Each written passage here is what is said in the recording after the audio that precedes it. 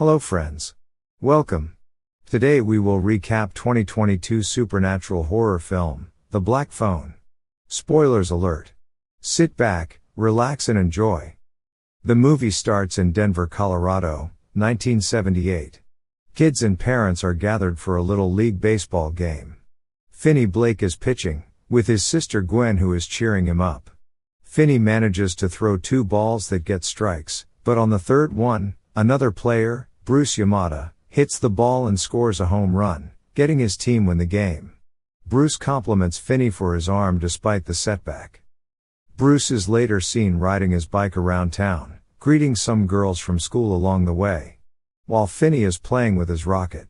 Then a black van pulls up in front of Bruce, and he stops and looks at the van with surprise and screen goes black. Finney and Gwen live with their father Terrence, an abusive alcoholic still mourning the loss of his wife and the kid's mother after she committed suicide. As the siblings start walking to school, Finney looks at the missing Bruce's poster. They see a crowd of kids gathered as the school bully Moose is antagonizing another kid named Robin Arellano. To everyone's surprise, Robin is skilled at fighting and dominates Moose, beating his face to a bloody pulp. Finney and Gwen keep walking, with Gwen mentioning a local kidnap known only as the Grabber, since they have learned that Bruce has gone missing. The van is seen briefly following them. At school, Finney is bullied by 3 boys who follow him into the bathroom and call him fag. Robin enters and threatens the bullies if they mess with Finney, he will come after them. Robin also encourages Finney to stand up for himself. They also talk about movies. Meanwhile, 2 detectives, Detective Wright and Detective Miller, come to the school and speak to Gwen in the principal's office. They ask Gwen about Bruce Yamada, to which she asks if he is okay.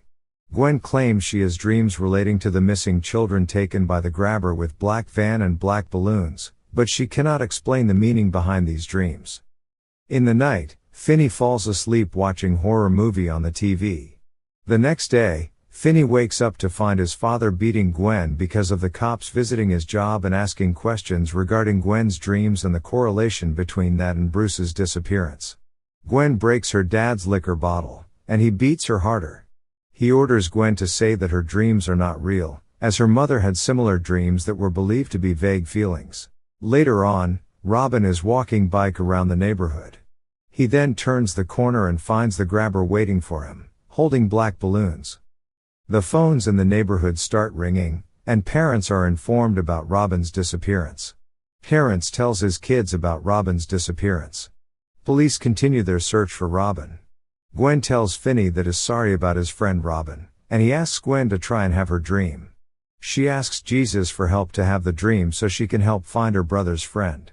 Next morning, detectives show up at their home and talk with Gwen. The bullies at school then go after Finney and start to beat him, but Gwen defends him by whacking one bully over the head with a rock, causing him to bleed a lot.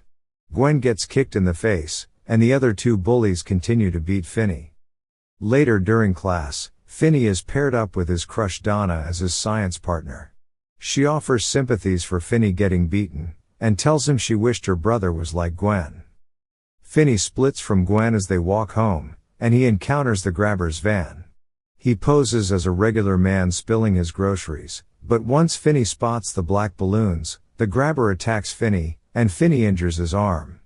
But Grabber sprays his face with a chemical to knock him out before he's thrown into the van. The Grabber brings Finney to his basement and keeps him prisoner. The Grabber taunts Finney but assures him he's special. Finney checks the room but there is nothing except one window but no way for anyone to hear him if he screams. On the wall, there an old as black phone. Gwen learns from her father that Finney is missing, and she is seen praying. Later, Finney picks up the phone but the Grabber tell him that it doesn't work. The Grabber reveals about someone upstairs but changes his statement. He also tells Finney that he heard the phone once ringing and it was creepy. After the Grabber left, the phone rings, but no one speaks on the other side. Later, the phone rings again, and Finney answers it and asks for help, but disconnects hearing scary sound. The phone rings again, and this time, he hears the voice of Bruce, who notes Finney's arm in baseball, calling it Mint. However, Bruce doesn't remember his own name or what he did when he was alive. Bruce gives Finney a tip about a space in the floor where he can move a tile and begin digging. He also tells Finney that he didn't have enough time, and Finney asks if he has enough time? But the call gets disconnected without answer. Finney spends his time digging and flushing the dirt down the toilet. Gwen has a dream where she sees a flashback of Bruce's life from childhood, and his developing interest in baseball. Mr. Blake talks to Gwen, saying that her mother would talk about having dreams that are visions just like Gwen does, and he thinks this drove her to commit suicide, so he wants to prevent Gwen from falling down the same path. The grabber brings Finney eggs and a Sprite, assuring him the food is clean. He also leaves the door unlocked, but as Finney walks toward it and opens it, he hears the phone ringing again, and he hears the voice who advises him not to go upstairs. Finney asks him if he is Bruce, to which his ghost appears next to him, who tells him that he is Paperboy Billy. And, his face appears to have been slashed by the grabber. Billy tells Finney that the unlocked door is a trap, and the grabber will be waiting upstairs for him with his belt. He will beat with the belt until he pass out. Billy calls again and points towards the window and mentions a cable he left in a crack under the wall. Gwen has another flashback dream that shows Billy's life as a paperboy, delivering with his dog before the grabber got him.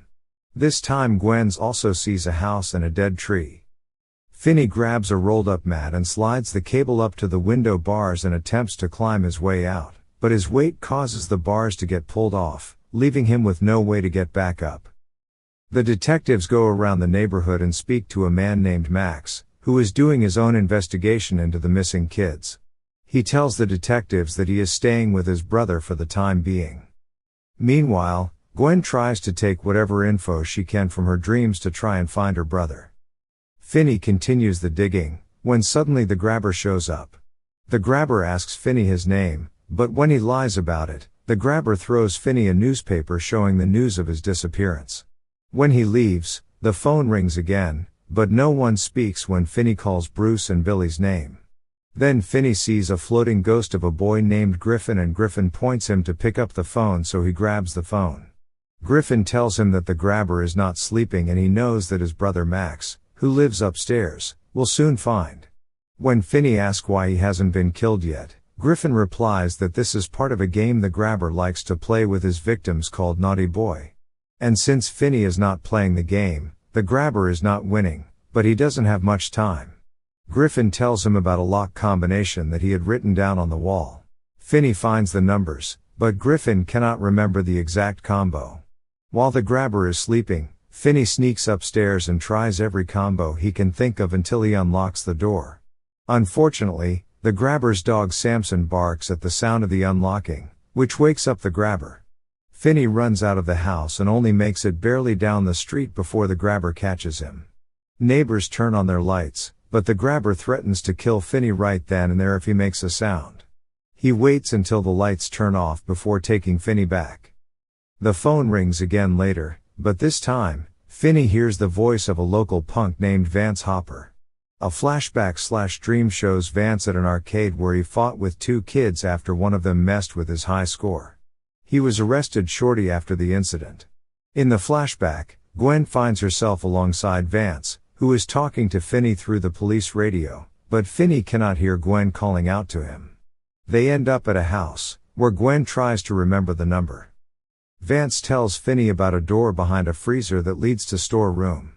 Finney listens to Vance's advice and finds a space behind the wall where there is a freezer. Finney tries to push through the door as hard as he can, but he is unable to do so. He begins crying, fearing that he will die there. The phone rings one more time, and he answers. It's Robin, and he remembers both Finney and his own life. He tells Finney that he was always his friend, and a man never leaves a friend behind. He tells Finney that now is the time that he really needs to stand up for himself. Robin tells Finney to practice using the phone as a weapon and to fill the receiver with dirt to add some heft to it. He also tells Finney that this is the last call for him. Finney prepares for the last battle. Gwen later rides her bike through the area to find the house and is spooked by the ghosts of the grabber's victims in front of the house. She goes home and contacts the detective Wright and goes with them to the address she saw in her dreams. While this happens, Max comes to the conclusion that the missing kids are in the house he is staying in, because the grabber is his brother. He goes to the basement and is shocked to find Finney there. Just as Max attempts to help, the grabber kills him with an axe to the head. He goes after Finney, but the boy has utilized all the help from the ghost kids at his disposal. He sets up a rug over the hole he dug, using the cable to trip the grabber and drop him into the hole, where he breaks his ankle after it hits the bars from the window. Finney then begins wailing on the grabber with the phone, and it rings one last time. Finney forces the grabber to hear the voices of his victims taunting him over his demise, and Finney snaps his neck.